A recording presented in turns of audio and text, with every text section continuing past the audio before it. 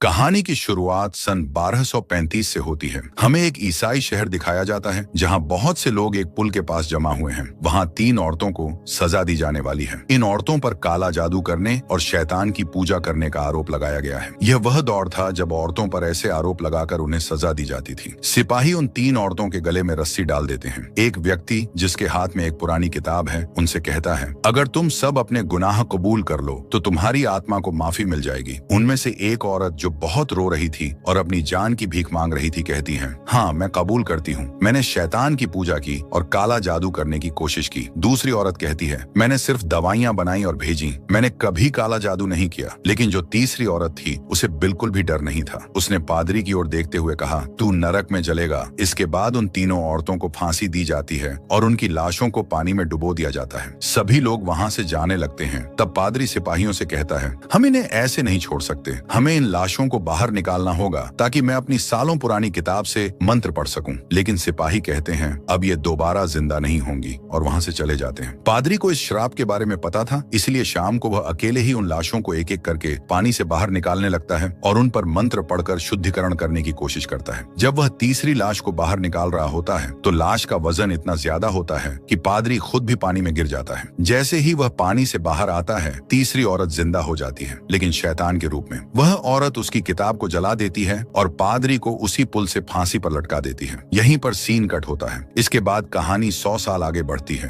अब हमें दिखाया जाता है कि ईसाई धर्म पूरी दुनिया में फैल रहा है और इसके साथ ही बड़ी बड़ी लड़ाइयां हो रही हैं। इन्हीं लड़ाइयों में 2 ईसाई योद्धा भी शामिल थे। ये दोनों दोस्त थे। एक का नाम था बेहमान और दूसरा था फेल्सन। ये दोनों बहुत ही ताकतवर योद्धा थे और कई सालों तक धर्म के नाम पर युद्ध करते रहे। इन्होंने कई लड़ाइयां लड़ी थी और आज तक कभी हार नहीं मानी थी। सन 144 में मारना की जंग के दौरान ये लोग एक शहर पर हमला करते हैं और उसे अपने कब्जे में ले लेते हैं। लेकिन इसी दौरान बेहमान देखता है कि वहां बच्चों और औरतों की जान खतरे में है। बेहमान की तलवार से गलती से एक मासूम लड़की की जान चली जाती है। यह देखकर उसका दिल पिघल जाता है और वह अपनी लड़ाई वहीं रोक देता है। बेहमान कहता है, मैंने ईश्वर के लिए लड़ने की शपथ ली थी, बच्चों और मासूमों का कत्ल करने की नहीं। ग्रैंड मास्टर गुस्से में जवाब देते हैं, तुम वही करोगे जो चर्च की मर्जी होगी। तुम एक मामूली सिपाही हो। ईश्वर की आवाज मेरे कानों में गूंजती है। इस पर बेहमान गुस्से में कहता है, शायद वो ईश्वर की आवाज नहीं है जो आपके कानों में गूंज रही है। बेहमान और फेल्सन चर्च को छोड़ने का फैसला कर लेते हैं। ग्रैंड मास्टर उन्हें धमकी देता है, तुम दोनों ऐसे यहाँ से नहीं जा सकते, तुम्हें अपना वादा पूरा करना होगा। लेकिन कोई भी उन्हें रोक नहीं पाता।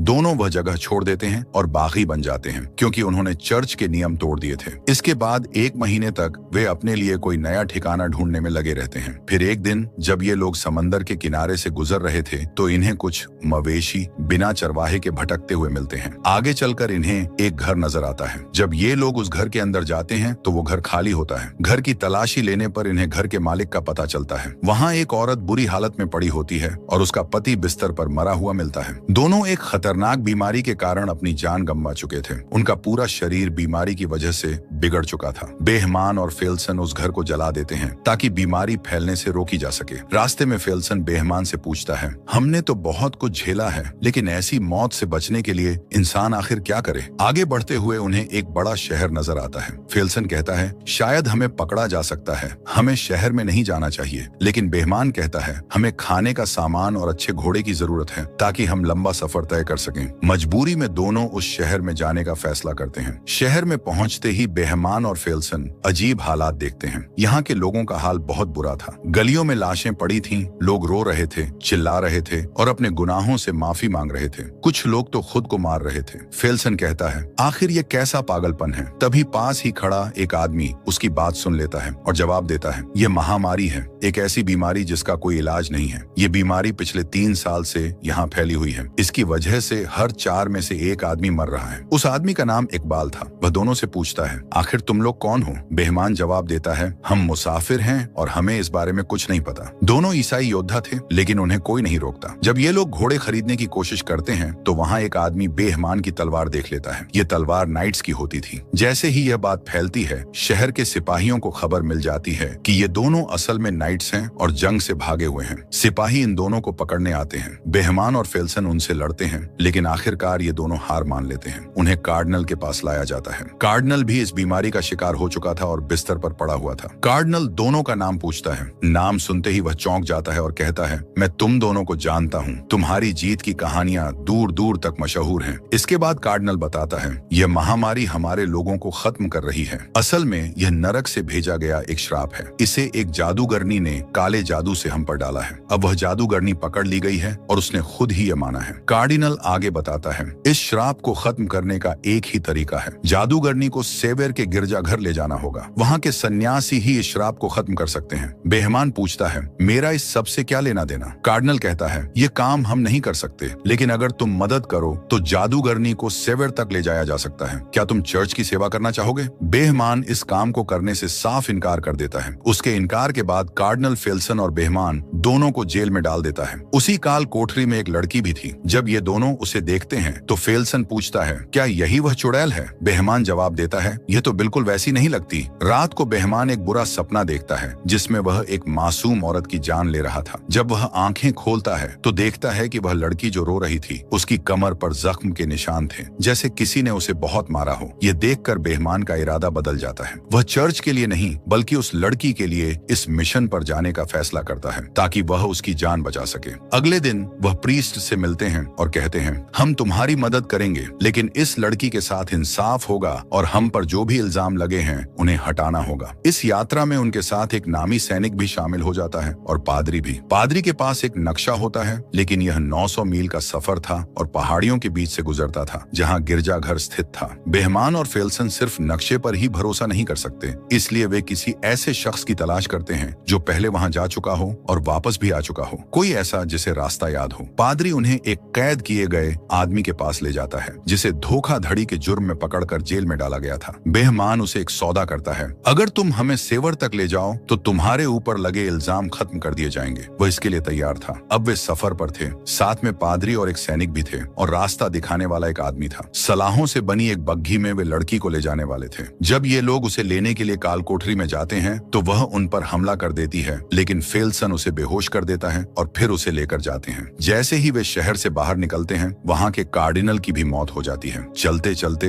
वह आदमी जो रास्ता दिखा रहा था लड़की को देख रहा था, तो वह पादरी से पूछता है, क्या ये हमें ही धोखा दे रही है? पादरी उसे समझाता है, अपना ध्यान कहीं और लगाओ, ये तो सिर्फ तुम्हें डराने की कोशिश कर रही है। एकार्ट कहता है, तुमसे कैसे पता कि यह लड़की जादूगरनी है और श्राप देने वाली भी वही है? पादरी कहता है, यह गांव में मिली थी, ये कुछ ऐसी बातें कर रही थी जिसे कोई भी नहीं समझ पा रहा था, और जैसे ही इसे हमारे शहर में लाया गया 7 दिन बाद महामारी फैल गई। जहाँ से भी यह गुजरी वहाँ का यही हाल हुआ। एकार्ट कहता है, हमारे गांव में किसी लड़की के आने की खबर नहीं सुनी, फिर भी वहाँ महामारी आई है। चलते चलते बेहमान और फेल्सन के बीच भी बातचीत होती है। फेल्सन कहता है, कोई हमारा पीछा कर रहा है। जब वे रुकते हैं तो उसे पकड़ लेते हैं। पादरी कहता है, यह कार्डिनल के यहाँ काम करने वाला एक मुलजिम है, इसका नाम केय है। बेहमान कहता है, अच्छा यही होगा कि तुम यहाँ से चले जाओ। लेकिन केय कहता है, नहीं, मैं तुम लोगों के साथ जाना चाहता हूँ, तुम सबकी सेवा करना चाहता हूँ, बदले में आप मुझे एक नाइट बना देंगे। फेल्सन उसे हंसी में उड़ा देता है, लेकिन फिर कुछ देर बाद एक लड़ाई होती है जिसमें वह फेल्सन को हरा तो नहीं सकता, लेकिन उसका डट कर मुकाबला करता है। इस बात से बेहमान उससे प्रभावित हो जाता है और उसे अपने साथ इस सफर में शामिल कर लेता है। रात को बेहमान और फेल्सन की लड़ाइयों की तारीफ की जाती है। जब बेहमान लड़की को खाना और कंबल देने जाता है तो वह लड़की उसे कहती है, तुम बाकी सबकी तरह नहीं हो, तुम अच्छे इंसान हो। फिर वह पूछती है,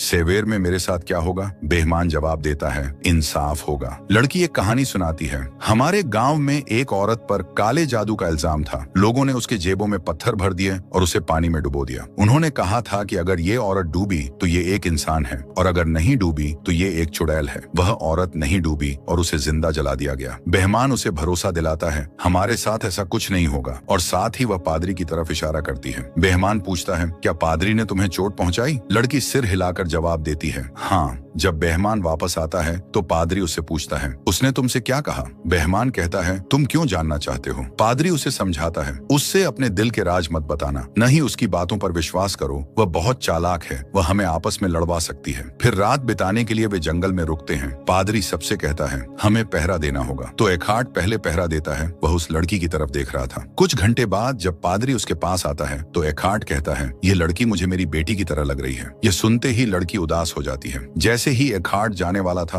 लड़की रोने लगी। वह कहती है, मुझे इस पादरी के साथ अकेला मत छोड़ो। एकार्ट पूछता है, तुम्हें इससे डर क्यों लगता है? लड़की एकार्ट हार्ट को पकड़ लेती है, उसे बचाने की कोशिश करते हुए। जैसे ही पादरी आगे आता है, लड़की पादरी का हाथ जख्मी कर देती है और उसके गले से चाबी ले लेती है और वहां से भाग जाती है। ये शोर सुनते ही बेहमान, फेल्सन और के वहां पहुंचते हैं। पादरी से पूछते हैं कि क्या हुआ, तो पादरी बताता है कि वह लड़की भाग गई। वे सभी पास के गांव में जाते हैं ताकि उसे पकड़ सकें। उस गांव में भी महामारी फैल चुकी थी, वहां ज्यादा लोग नहीं थे और जो थे वे बीमार थे। फिर लड़की अपनी शक्तियों का इस्तेमाल करने की कोशिश करती है। जैसे ही एखार्ड को वह अपनी बेटी जैसी लगती है, वह उसकी ओर बढ़ता है तो केय को लगता है कि शायद वह उसे मारने के लिए बढ़ रहा है। वह अपनी तलवार आगे करता है और इस वजह से एखार्ड की मौत हो जाती है। यह देखकर केय बहुत घबरा जाता है और बार बार कहता है, ये मैंने क्या कर दिया, ये रुक नहीं रहे थे, मैंने इन्हें बहुत कहा लेकिन वे मुझे मीरा पुकारते हुए बढ़ रहे थे। इसी बीच वह लड़की भी मिल जाती है। वह रोते हुए कहती है, मुझे वापस मत ले जाओ, मुझे वहां से भागना पड़ा क्योंकि वह मेरे साथ बुरा करता था। असल में उसका मतलब पादरी की मौत से था और सभी बहुत दुखी थे। अगली सुबह लड़की को वापस बग्घी में कैद कर लिया जाता है और वे फिर से सेवर की ओर अपना सफर शुरू करते हैं। मगर जाने से पहले पादरी बेहमान से कहता है, तुम और बाकी सब लोग अपनी लिखी बातें जादूगरनी के सामने मत करना क्योंकि वह इन बातों का इस्तेमाल हमारे खिलाफ कर सकती है। कल रात एखार्ड अपनी बेटी के बारे में बात कर रहा था और जादूगरनी ने वह सुना। चलते चलते वे लोग रस्सी और लकड़ी के एक पुराने पुल के सामने रुक जाते हैं। एक आदमी कहता है कि वह 9-10 साल पहले यहाँ आया था, तब यह पुल ठीक ठाक स्थिति में था लेकिन अब यह बहुत कमजोर हो चुका है। इसे पार करना खतरे से खाली नहीं, खासकर जब उनके पास भारी बग्घी हो। फिर भी वे पुल पार करने का फैसला करते हैं और बग्घी को रस्सी से बांधकर धीरे धीरे आगे बढ़ाते हैं। इस दौरान पुल टूटने लगता है और के मरते मरते बचता है लेकिन लड़की उसकी जान बचा लेती है। किसी तरह वे पुल पार कर लेते हैं लेकिन जैसे ही वे दूसरी तरफ पहुंचते हैं, पुल पूरी तरह टूट जाता है। पुल पार करने के बाद वे एक खतरनाक जंगल में दाखिल हो जाते हैं जहां रास्ता बिल्कुल भी साफ नहीं दिख रहा था। मजबूरी में वे जंगल में रात बिताने का फैसला करते हैं। रात में बेहमान लड़की के पास जाता है और उसे धन्यवाद देता है कि उसने पुल पर उसकी जान बचाई, लेकिन लड़की ऐसी बातें करने लगती है जिससे बेहमान को उस पर शक होने लगता है। रात के बीच में बेहमान की नींद खुल जाती है क्योंकि वह एक बुरा सपना देख रहा था। जागने पर वह देखता है कि एक आदमी हथियार लेकर बग्घी के पास खड़ा है। बेहमान उसे देखकर चौंक जाता है और वह कहता है, इसकी वजह से हम सब मारे जाएंगे, इसे मार डालो, इससे छुटकारा पाओ, कोई हमें नहीं रोकेगा। तभी फेल्सन वहां आता है और उस आदमी के हाथ से हथियार छीन लेता है। उसी समय लड़की उनकी बातें सुन रही होती है। अचानक वह भेड़ियों जैसी आवाजें निकालने लगती है। इससे पहले कि कोई कुछ समझ पाता,